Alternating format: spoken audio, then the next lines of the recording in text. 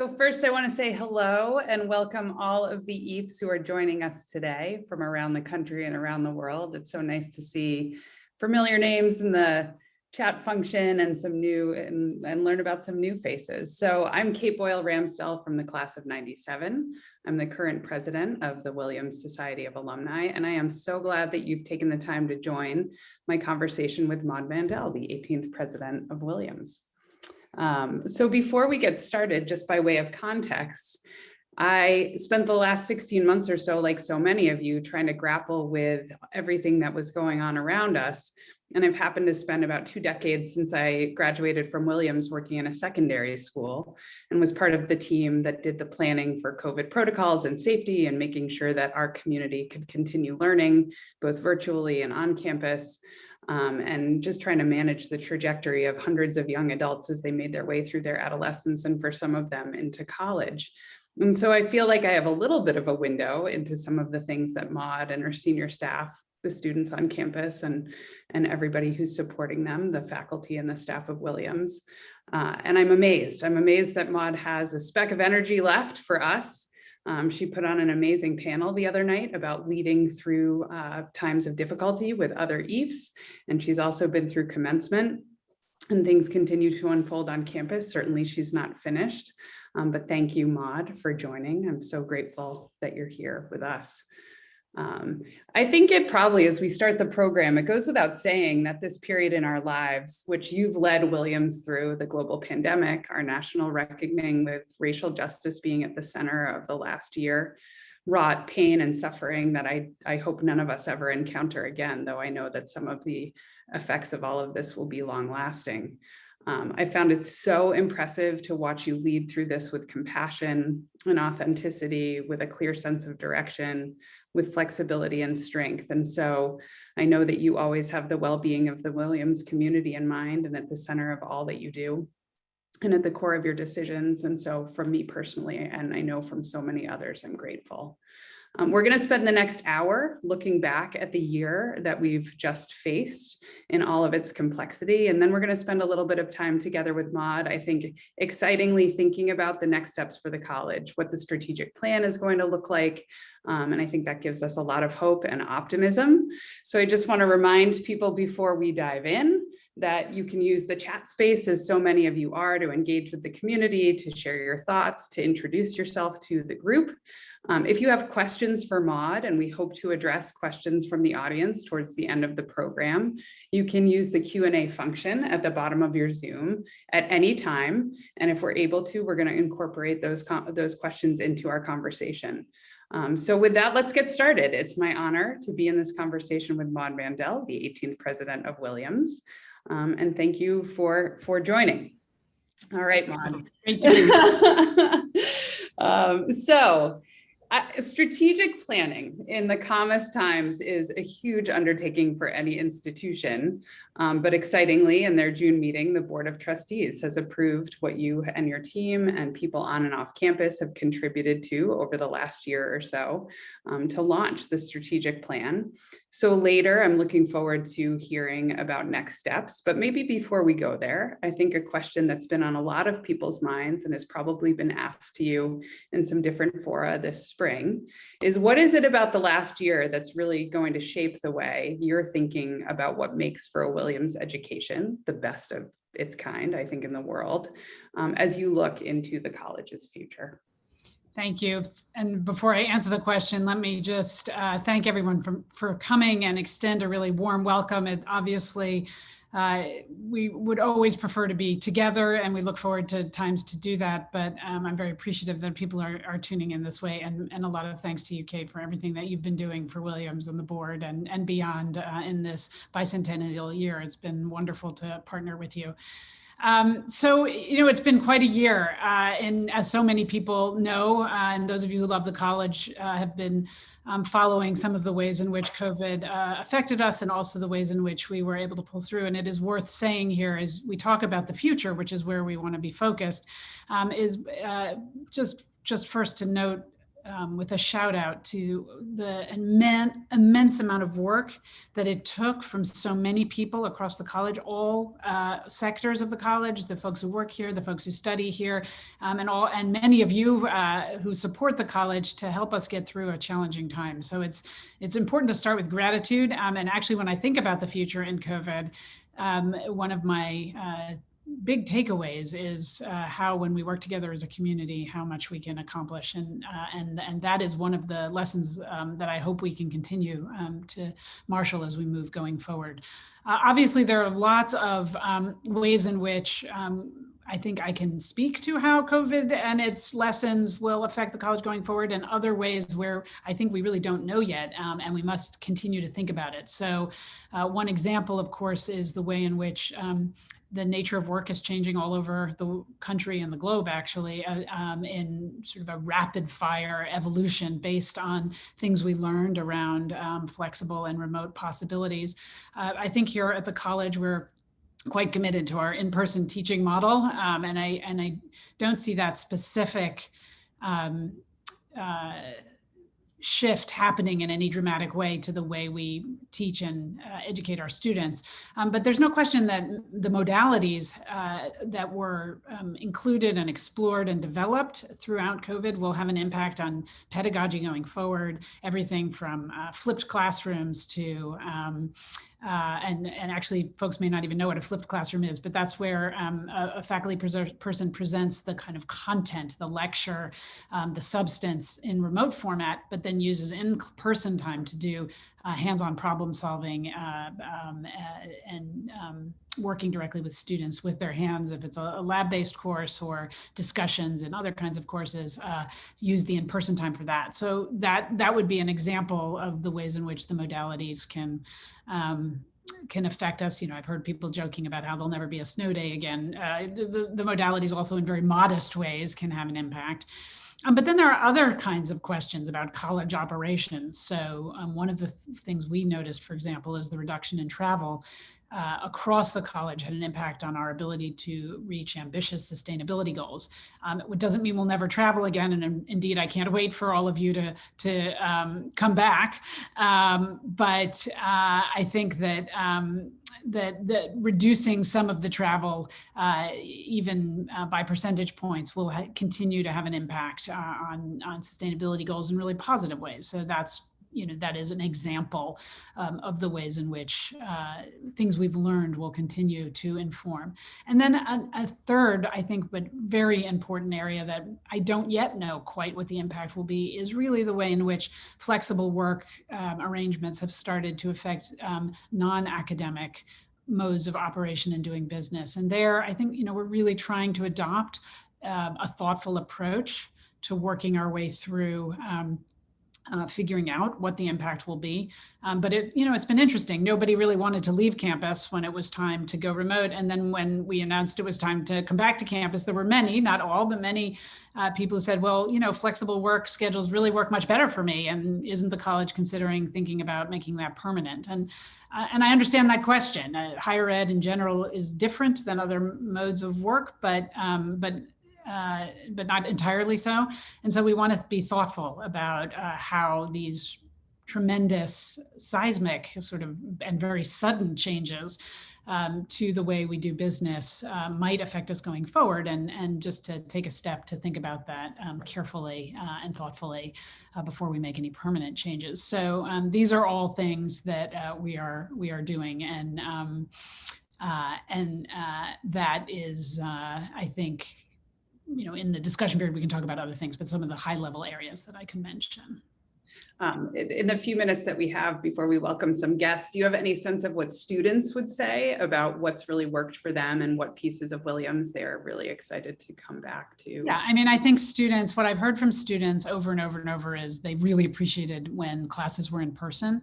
So that part of what we do, and folks are really anxious to get back to that in its full form, which is not to say there weren't students who did. There were definitely students, let me put this not as a double negative, who appreciated appreciated certain aspects of remote learning, and people learn differently. And you won't be surprised to know that actually what works for one person doesn't necessarily work for 100% of folks in the community. So there are students who would look for that.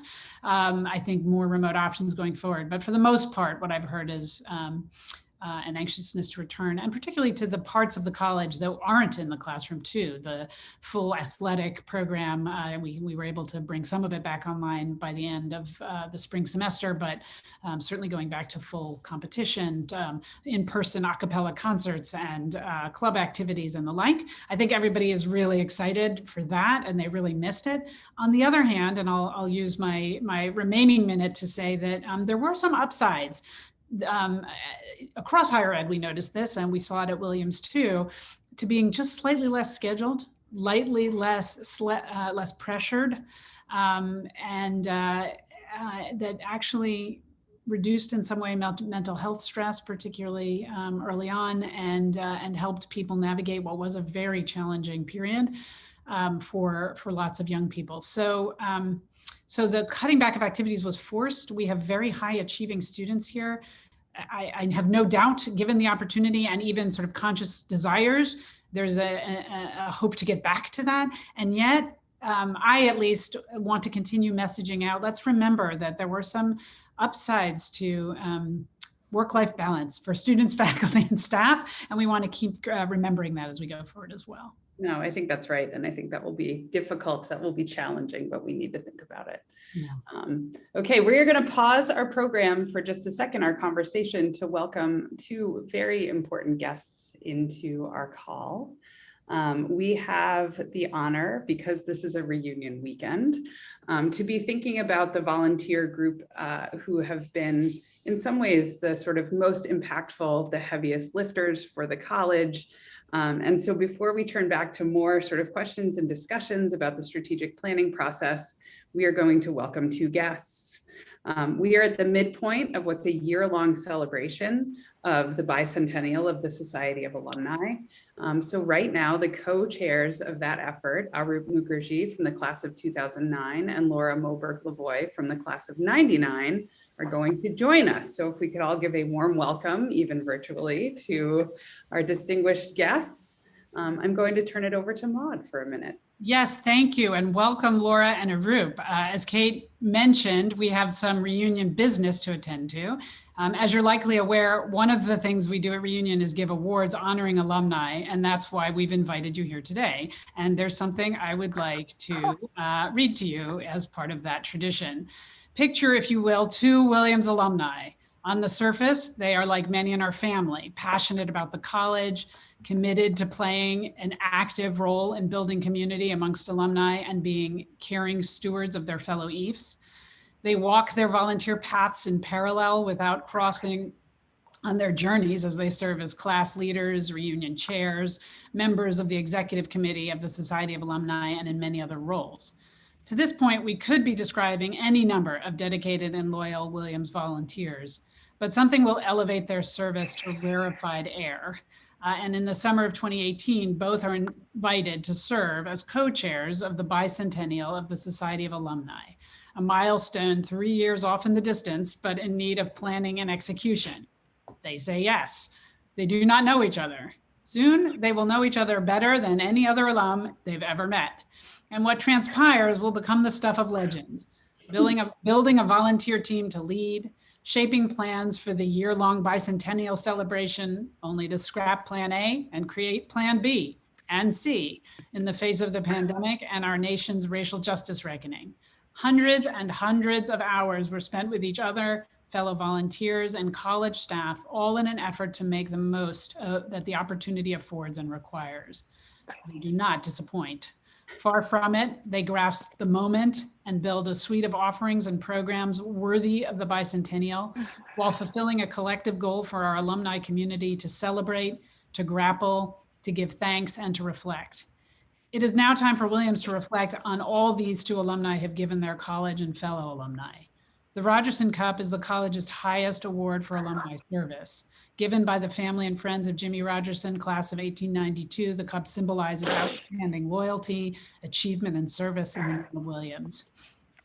It is only fitting that in the bicentennial year of the Society of Alumni, Williams honors the two alumni who played the most significant role in shaping this milestone celebration. So Williams is overjoyed to present this year's Rogerson Cup to Laura Lavoie, class of 1999, and Arup Mukherjee. And I have it actually here. Sorry, I'm reading and trying to show it to you. I can't actually give it to you, but I am virtually giving it to you and celebrating your tremendous contributions. So thank you for everything. And I look forward to giving you hugs in person when we can do that again. No, thank you both. I don't want to put you on the spot, but if you have anything you want to share, the two of you have been so extraordinary, and I'm grateful. I know the college is, but if there's anything you want to share with everybody, please feel free. Thank you, and I'm so humbled, and it's been an absolute pleasure to, going through something like this, especially with the staff and volunteer corps that we have, is just really, really humbling, and such a, it makes it so wonderful. So thank you. Oh, thank you. I actually started to cry while reading that, so, because you were crying and I could hear you. So thank you so much. I'm trying to stop crying. I don't think I'm going to succeed, but I just want to also say thank you, first and foremost, to our volunteer team that has gone through every stage of this process with us with so much joy and grace and kindness and flexibility and humor. And then also to the alumni relations and OCR team. There aren't enough words to say how much all of you mean to all of us and what you have given to the Society of Alumni, not only this year, especially this year, but always. So thank you to all of you, and we hope everybody will tune into something virtually, and we hope in person in the second half of the Bicentennial. Thank you so much.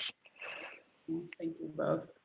Thanks for being with us, and we can't wait to see you in person. Thank you. Okay. It's hard to pivot from an emotional moment. Okay, so just as a reminder to everybody, some of you have put some questions in the Q&A, which is great. I'm going to encourage other alumni who are listening to either want to deepen the discussion, to ask questions related to what we end up talking about, or truly to put something in that's been on your mind and you would love to hear from Maud on. So Maud, I don't know, I love when Williams says things like, and in humility, but with a lot of boldness, that, Williams wants to use the strategic plan to affirm its place as the leader in undergraduate liberal arts education. But you also say really intentionally that you want to respond to and prepare people to face huge challenges: climate change, social injustice, evolving technology. So how do you see the strategic planning building on that amazing history of a Williams College education, but also being forward-looking and innovative in its stance? Thank you for the great question. And one of the things I'm quite proud of this year is that despite being a little hampered at the beginning by the pandemic, we were able to move forward a strategic plan that was endorsed by the Board of Trustees in our June meeting, and which will be making public in September when our community is reconvened. The plan is really about locking in Williams Place as the defining liberal arts college for the next 25 years and beyond. We do want to educate our students to tackle grand challenges like climate change and social injustice while thriving in their own lives and careers. The idea of the strategic plan is we can do this best by building on what Williams is already really best at. So that is capitalizing on what makes it special, but in ways that are suited to new times. And this is precisely getting to the question you asked. Williams is in great shape. We don't need to revolutionize the model. What we need to think about is how to advance it.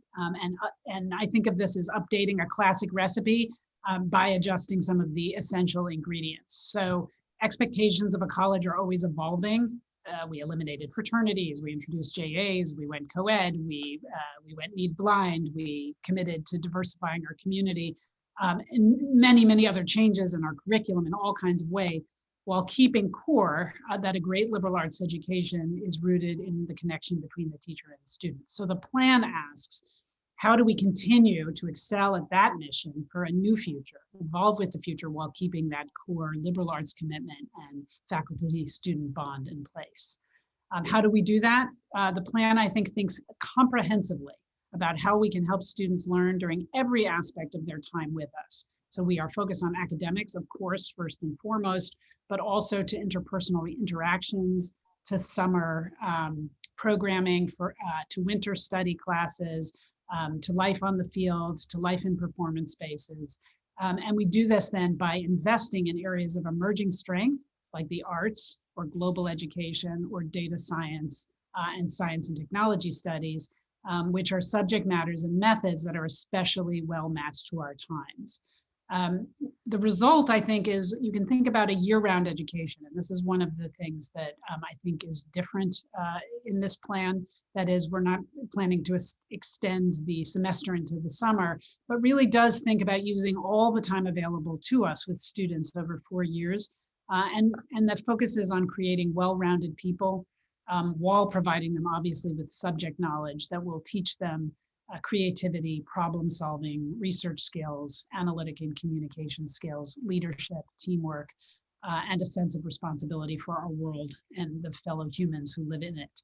And we do this all, of course, in partnership with alumni. They give them extraordinary exposure to people who have experience applying these skills out in the world. So I think when you see the plan, what you're going to see is a plan that thinks about the full arc of the Williams experience, academics in learning outside the classroom and inside, but also alumni and fostering relationships with alumni as we continue to build the whole Williams community going forward, and all infused deeply with cross-cutting commitments to diversity, equity, and inclusion and sustainability as key areas that will affect these students here on campus, but for their life beyond. And we want to position them to be successful in those areas. Mm-hmm.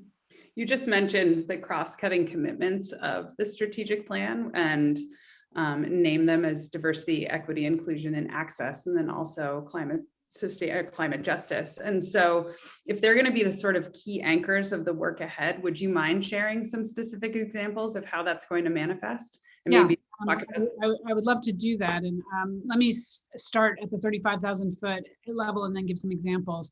Mm-hmm. I think the cross-cutting commitment, the theory of change built into the cross-cutting commitments part of the plan is one that suggests that work in these areas need to be co-owned across the campus.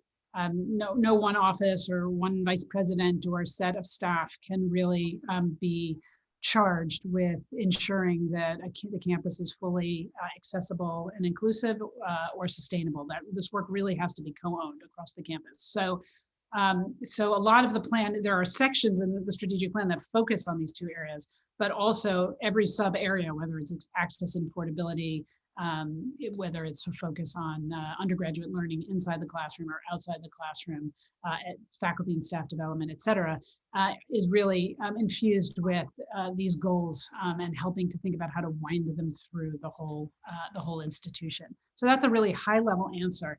Just to give a couple of examples to put some meat on the bones. If you think about the work in the space of diversity, equity, inclusion, and accessibility, we are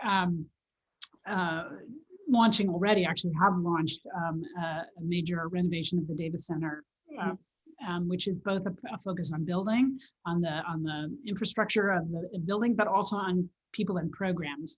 And the goal here, so the Davis Center, for those of you who don't remember, is our multicultural center. It supports underrepresented students and all kinds of diverse members of our community, mostly students, but also faculty and staff. And it has been, I have learned from alumni, crucial, central in the lives of hundreds and hundreds and hundreds of Williams members of the community over time.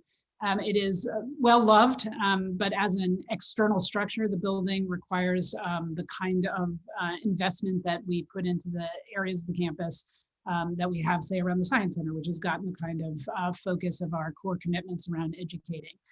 Tons of educating happens in the Davis Center, and we infuse our commitment to that area and the huge diversity of our campus that engages with it by extending work into that building project, but is also a project focused on people and program. And here we think about the people and programs that use the Davis Center, the staff and students that work in this space together, but also the ways in which the work of the Davis Center emanates out. And so, for example, we've recently hired somebody in the Davis Center whose focus is on inclusive pedagogy. For those of you listening, that may not be a phrase that makes any sense to you, but this is somebody trained in helping faculty and students get the most out of learning environments in ways that speak to learners from a variety of backgrounds and educational opportunities prior to coming to campus, and that focuses on ensuring that everyone who comes to Williams, who's been admitted and who joins the campus, can get the most out of their education in the classroom. We also have a great deal of programming now out of the Davis Center focused on intergroup dialogue and now increasingly restorative justice. That is, what do you do? Every community has moments of conflict. So after you have a moment of conflict, how do you move to healing, particularly when you're dealing with other kinds of intense differences on the campus? And so we're doing a lot of work through the Davis Center. And this is one example. I could talk a long time about DEIA initiatives precisely because they are wound throughout the campus, but that's an example of something we're doing immediately to move that work forward. In the area of sustainability, there too, it is a multi-dimensional effort that focused first on a curriculum, because as ever, building environmental studies and training students to think about climate change and environmental justice issues is one of the most powerful things we can do as our small group of graduates go out into the world and serve very, very often in leadership positions in whatever sector they go out into the world to join. And so thinking and expanding and developing the kind of offerings and extent of, and that's in the environmental studies department, but you can think of that in other departments as well, thinking about the way in which, again, cross-departmental curricular investments, whether, I don't know, environmental history or in studio art, or you can think of places where you can do work on design, for example, that is infused with environmental studies frameworks. But this is also about sort of how we live on the campus, what we do with our heating plant over time, how we think about the ways in which we as a community engage with sustainable goals over the long term. And so there are it's an ambitious plan, and there's a lot of short and long-term goals that are built into that as well. That's so incredible. As you were talking, I was struck by the fact that, like any good strategic plan, the hope is that all of the initiatives touch every student on campus and all of the members of the community. But I'm also struck by the fact that that could be a real challenge for students who maybe aren't inclined to want to engage with, difficult topics or feel like they're not represented. But as you think ahead, what are some of the challenges you're foreseeing? I mean, what are some of the things that you're going to face that you think may be more difficult? I can't think of a time that I have been in higher ed where there aren't some challenges, right?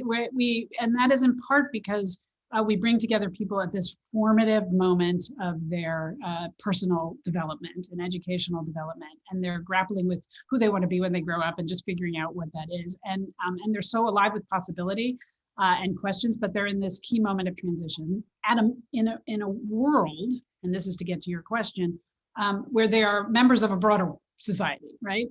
So some of our greatest challenges actually come to us from that wider society. When you read sort of critiques of higher ed, things are said about sometimes about our students or about the culture on campuses. And I often think that everything I read about, true or not, are things that I'm reading about in the wider society, not surprisingly, that students are importing with them when they come to campus, right? So when you think about, for example, the impact of social media and political divisiveness, for example, our students participate in that, they bring it with them, and it's challenging. It is one of the biggest challenges, to answer your question. How do we help students phrase I used before, talk across difference when there's so much divisiveness in the world around them that they're bringing with them when they come and that they enact here. I actually think we do pretty well on this front, but it continues to be a challenge as the wider society swirls. Likewise, some of the big issues, climate change and racial injustice, these are huge third rail issues in American society that we have so much work to do as a country. And so not surprisingly, these are a challenge for our campus too, as we can continue to try to be the very best institution that we can be. But change is hard, and guiding a complex, diverse community forward is a process, not a moment. And so working through those cultural challenges is one of the things we face. Some of the other challenges others might point to, I think of really more as opportunities, right? So how to continue to prepare students with a liberal arts education to function in a powerfully changing professional environment. To me, that it's a challenge, but it's also the great opportunity, and frankly, something I think we do quite well. So those are the kinds of challenges I'm excited about and welcome. That's good. No, you have to be excited or else why do the work, right? I mean, it's, we've spent a good amount of time kind of talking about current students and what's happening on campus, but we also have a captive audience of alumni here. Yes. And I was excited to see that you had incorporated sort of the full arc of a Williams experience into the STRAP plan, that we're actually named. We matter. It's great. And, I think we watched Laura and Arup and the hundreds of volunteers who launched the Bicentennial, obviously with extraordinary help from the college. But as you think about us, and there are some questions coming through the chat that are related to this, things like, engaging through winterships, or the ways in which alumni have been really impactful, I think, even in the last year, and helping the program move forward. How do you see us as being elemental to the life of the college? And then how do you hope that the college kind of stays elemental to each of us as we leave and go out into the world? So thank you for asking me that question. It's a great opportunity for me to just thank everybody who's here for your incredible commitment to the college. So one of the things that I have learned about Williams since coming is the incredible strength of commitment of the alumni community. And I like to tell a little story about the strategic plan. When I first came, I had every plan to launch that process. And every time I talked publicly, some member of our alumni community would say to me, well, what's our role in the strategic plan? And, essentially, what are you doing about alumni, and how can we participate, and can we be on a committee? And not even can we be on a committee, what committee am I on? It was more like that. And I was really perplexed, I have to say, by the questions, because I had been in higher ed for decades, and I have always known committed alumni, but I had never known a strategic plan that actually was focused in part on the alumni. I had really focused on core mission, and we are focused on core mission, the education of our undergraduates. But it didn't actually take me too long to be in conversation with this alumni community to realize that there is no strategic plan for Williams that does not, in fact, include and involve alumni. And that is because this college is what it is because of alumni engagement, philanthropic, of course, but in so many other ways, some of which you listed: teaching winter studies, supporting students through internships and winternships, mentoring students, and so many countless volunteer activities. And so the college is what it is because of alumni, and it is a tremendous resource that itself needs to be fostered and developed. And so the strategic plan actually has a section on alumni, and that section is focused sort of in two parts. One on some of the issues you've talked about around how we can continue to build ways for current students and alumni to be exposed to each other, because that is one of the powerful realities for our current students, is they have this tremendous alumni network that they can reach out to. And secondly, how can we support lifelong learning for alumni and continue to think about it, particularly in these core cross-cutting areas we care so much about, DEIA and sustainability. What are ways we can continue to foster education and engagement with alumni out in their own communities? So I see, this is a strategic plan, which is to say we have to continue to build out what these things mean operationally over time. But so far, I would say, yes, the areas of, and I think a question went by about winter study. Winter study is a big part of the Williams community. We do continue to think about that space as one forever enshrined as an area of whimsical study, but also for exploratory work by students and experiential learning and pre-professional learning. And we have grown substantially, and actually COVID allowed for this as well, internship opportunities in that area. I always use this opportunity, alumni question, to encourage every listening person to join eFlink. This is one of the most immediate and direct ways that you can engage with current students and be part of, and it's a platform for student to alumni engagement and alumni to alumni engagement around primarily professional life. But I have heard some people say, well, I don't have an internship to post, so I'm not going to join eFlink. And I always say, that's not what it's for. Sure, if you have an internship, great. we love to know about that. But it really is a mentoring platform for students who are interested in a particular area that they want to learn about. My example of the week is, a student who wants to be an actuary needs to talk to an actuary. So, and yes, there are one or two who occasionally tell me that is a path they want to go on. So if you're out there in an actuary, you might want to go on to eFlink, because a student might be looking for some kind of understanding of your pathway and how you got there, and how they should educate themselves. So eFlink is very much a part of that too, as I think about alumni engagement. That's great. No, thank you. We have a substantial number of questions coming through now, so I feel like in the last 20 minutes or so that we should probably pivot to the audience. One question that's in here is an extension of a part of the strategic plan that you haven't spent a lot of time talking about. It's from our friend Tom Gardner from the class of '79, who says investment in the arts has been named as a part of the strategic plan, which he says, of course, makes sense. But can you give any more insight about how you envision that? Hi, Tom. Kate and I are very happy here, but we love it when you're here too. So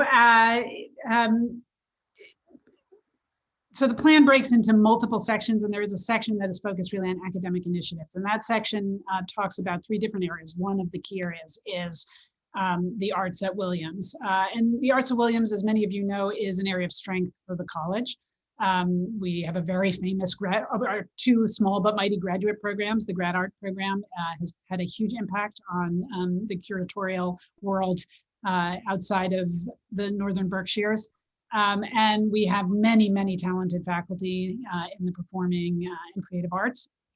And we live in an environment which is rich with cultural opportunity. Many of those things happen in the summer, and the Williamstown Theater Festival, the Tanglewood performances, Jacob's Pillow in the dance world, and of course we have the Clark and Mass Mocha here, which are year-round, but that do many things in the summer. My hope is to take it to grow on an area of strength here by extending Williams' reach into the community. In part, some of this involves summer internships and work opportunities for students. Some of this involves thinking about our own art museum and how it fits into the constellation of art museums in the region. We have a gem of an art museum. I urge all of you who haven't been there to visit it next time you're in town. If you haven't recently, we have an amazing director. But the envelope in which it is, the building in which it is, needs a fair bit of attention to protect the incredible collection that we have there. One of the college's most valuable assets, actually, and extraordinary reach there. And all of this is driven by a much larger philosophical, educational belief of mine, which is that creativity is one of the core liberal arts competencies we hope that students get better at when they're in college. So I don't think of scholastic work in the area of the arts as something that students do extracurricularly, or although they certainly can and do that, but also is very much built into the core capacities we hope they get better at while they're in college, along with research and writing and problem solving and the others that I'm always rattling off. So an investment in the arts is an investment in creative thinking, which students then take with them when they leave. That's great. There's a question in here that touches on sort of the texture of the community and maybe bridge building, but it says the strategic plan included discussion of athletics and how to more fully expand and integrate the program through campus life. And this person would love you to speak to the dynamic that seems to be unfolding on campus. I think in social media terms, sort of nonners, non-athletes and athletes. And from an outsider's perspective, she's feeling like there's a divide between these two groups that may also have some parallels in the way that different racial groups at Williams tend to maybe self-segregate a little bit. And so she would like to understand that a little bit better and how you think the plan is going to address those divides. Yeah, thanks for that question. I think you're quite right. Particularly this year, we saw some real tensions that played out sort of at a very high level between athletes and non-athletes. Although I have to say, actually, it wasn't always. There were even some of these kind of questions emerged even within teams and conversations around sort of what athletics is and how it fits into the college.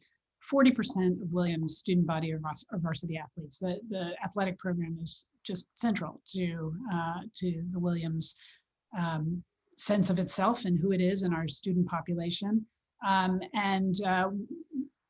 Although this question didn't have the word strategic plan, I can't help but say that in the strategic plan, we are really trying to think about wellness writ large and how being physically, emotionally, well contributes to well-being and to students' ability to thrive. And our athletics faculty, both on their athletics team and in their PE classes, have a huge reach on this campus and touch a lot of people. So sometimes there is a rhetoric, and it's not false, that there is a kind of cultural tension, but it misses the fact that actually there's a lot of, and particularly the athletic faculty, who really engage with all students on campus and can work to help build some of those bridges.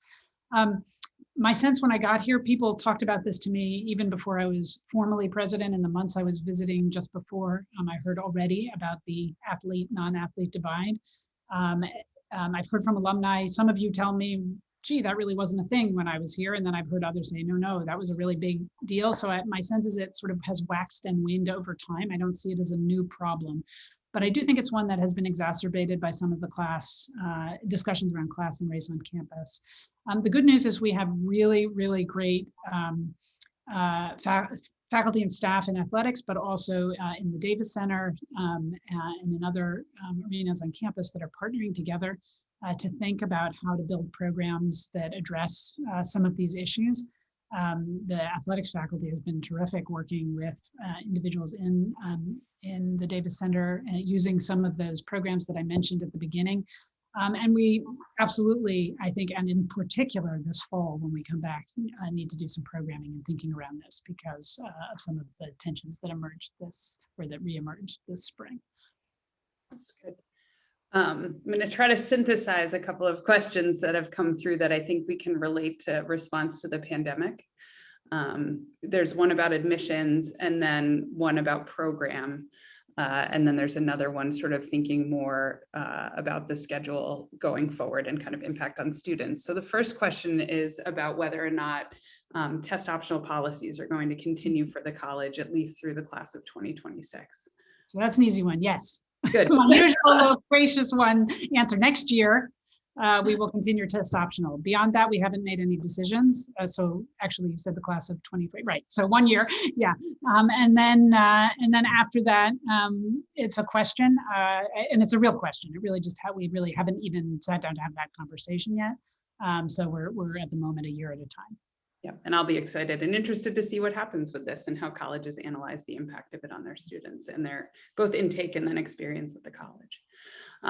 As you thought about the ways in which you constructed the schedule for this year, so students being able to take 3 classes instead of 4, having no winter study in the traditional sense, are there any changes that you'll make going forward that you can see being concrete around things like that, making those options continue? So to be clear, those were a direct response to the pandemic. They were, and they were driven entirely by one set of realities that seemed to be true from March through the summer, which was that people were for lack of a better word, afraid. Everybody was really stressed. I experienced a lot of stress via other people's stress.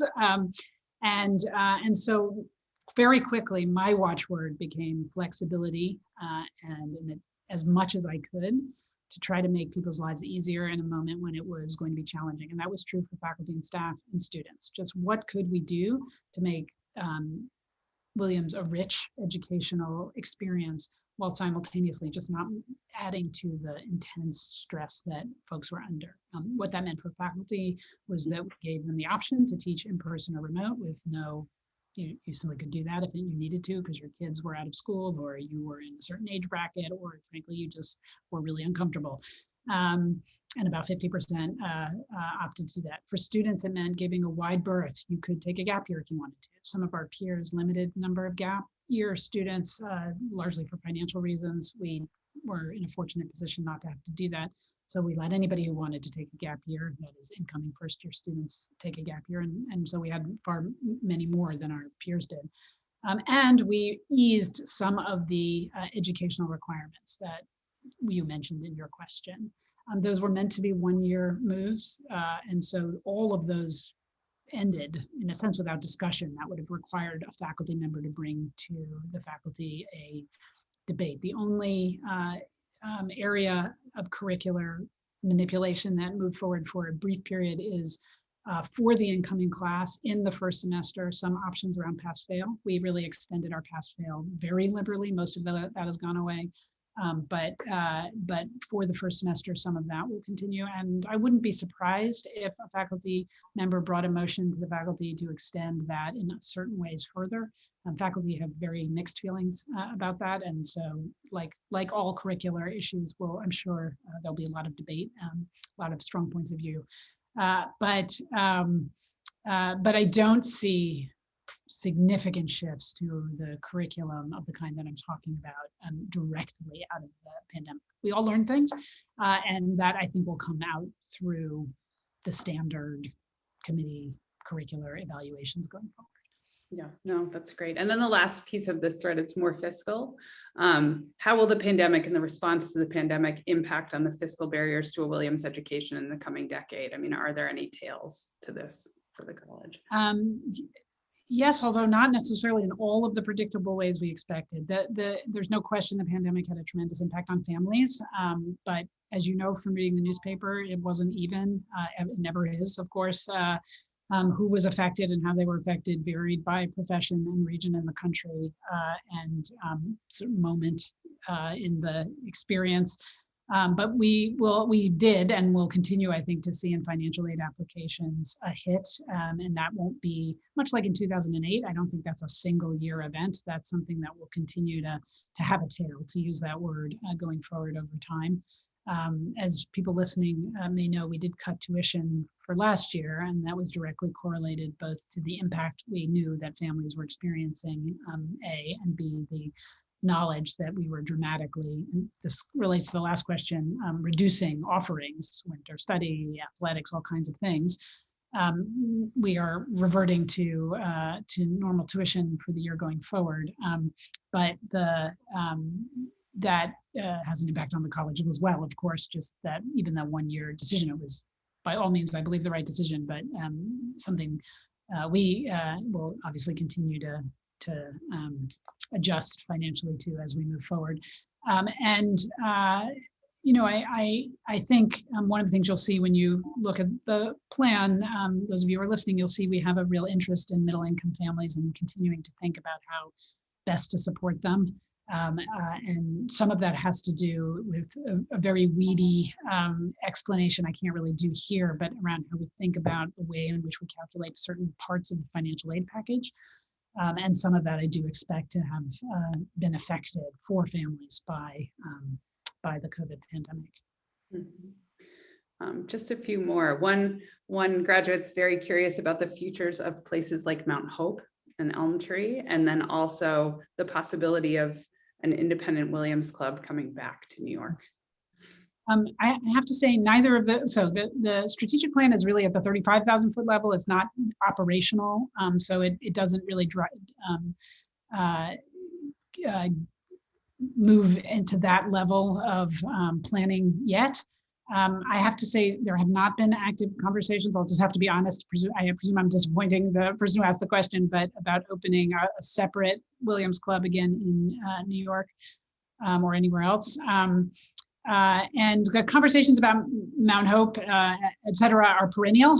So there isn't an immediate plan to do anything there.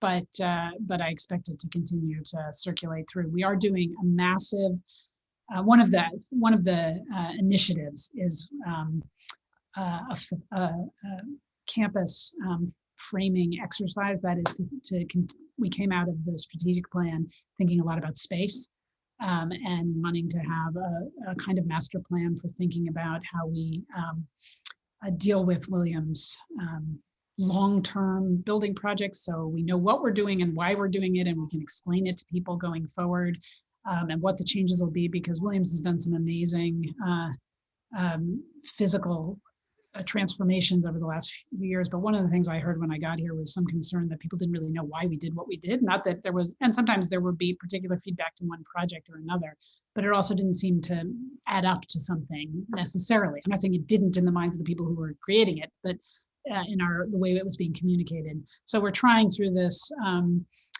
planning process to address some of those questions. And I do expect things like Mount Hope to be folded into those larger discussions. Okay. One of my classmates is asking about whether or not Williams has ever considered hosting an EV car share program that would be not only for the campus, but perhaps for the community. Maybe solving mobility and sustainability challenges through something. Great idea. Let me follow up. I don't know that we've had, again, that kind of operational level discussion so far that I know of, but it doesn't mean it hasn't happened. I don't know entirely. That's good. I can be a bridge back to this person with an answer. Okay, with an answer, and there, I'm sure I can get more information. Yes, and the person is extending his willingness to help with the initiative if we go in that direction. So there you go. So before we come to a close, I mean, I can't imagine you've had like 3 minutes to rest since, I don't know, not been a lot of 2019. But I'm wondering, as you think to the summer and how you're going to sort of restock your energy for the next year. You seem to have endless energy, but I'm sure that's being taxed. What are you thinking about doing? What are your plans? How are you going to encourage other people too on the team to? Thank you. So it was a very strange year in a lot of ways, and it was there were moments that were incredibly stressful. There's no question. There were parts, and it's just, to be honest, that were less, not stressful, but less busy. I mean, all of the evening events, all of the travel, presidents spend 25% of their time on the road visiting all of you. And I didn't do any of that. It was, and so there are ways in which actually next year, in some ways, I think will be more tiring. We kind of return to that full schedule.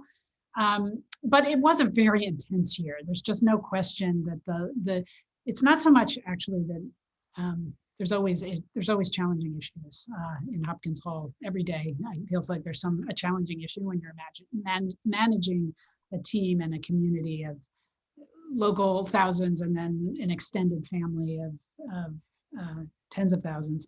But the stakes of the solutions were higher. So getting it right was more important, was very important. The stakes were very high.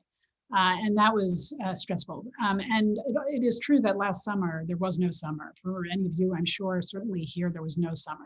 There was nowhere to go. And we really had to spend every waking and sometimes sleeping moment figuring out how to get to open.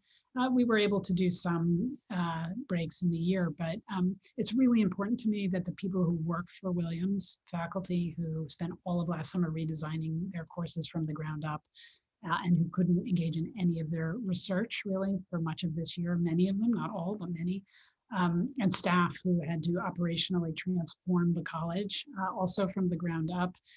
It's really important to me that they breathe. So I'm hoping to model the behavior by breathing a bit myself, back to work-life balance. I got to good family vacation planned, and lots. Turns out the Berkshires, people like to visit the Berkshires, so we've got a lot of beloved friends and family who are passing through, which I'm looking forward to. But I'm also really hoping to that everyone on the senior leadership team and on through all the roles of the college, breathe deeply and take a little time to themselves. We'll come back and roll up our sleeves in the fall. And I say that to all of you who are writing messages to various people here hoping for things. We will do them in time over the summer, but we are trying to let people recuperate a bit. That's good. No, it's hard. It's hard to break away, but thank you. Thank you for your time. I'm so happy to be here. I can't wait until next June when I'm celebrating my 25th, and maybe I'll get to sit on stage with you, which will be fun. Gosh, barring really emergencies, that will happen. So that would be great. No, and I suppose we say this all the time, but I don't think we can say it enough. We are grateful for all that you do, for all that everybody at Williams does. I mean, it's a part of what's going to make the students who are there now really hopefully great alumni who come back as the 150 people who even joined us today just to listen to this conversation did. And one of the parts of the Bicentennial I have enjoyed is watching how people connect with the college in new ways, even if they've been away for a while. I think all of the opportunities to come back, even if virtually, have been really, really important. And you've helped to facilitate that and been a great sport about being on lots of panels and answering questions and being honest always. And we appreciate that. So thank you. You've been transparent. I can't imagine how many more decisions you have to make before next year starts. But as you said, getting away and modeling that is important. So I hope you do. And then last thing is, we would be lucky to have you in the smoothest of times, but you named it. Higher education always faces challenges. This may be one of the bigger ones of at least recent history. And so we are so thankful for all that you've done. Thank you. And thanks for spending time with us today. And thank you to all of you for joining us today, for your great questions. Williams people ask really good questions. They're never easy, but they're fun to think about and great to answer. So I hope to see a lot of you at programs related to the Bicentennial. And I know that I'll see lots of my classmates live in the next year, and I appreciate that too. So thanks to everybody and enjoy your week. We look forward to connecting with you soon. Thank you, everybody. Thanks for being here. Look forward to seeing you soon.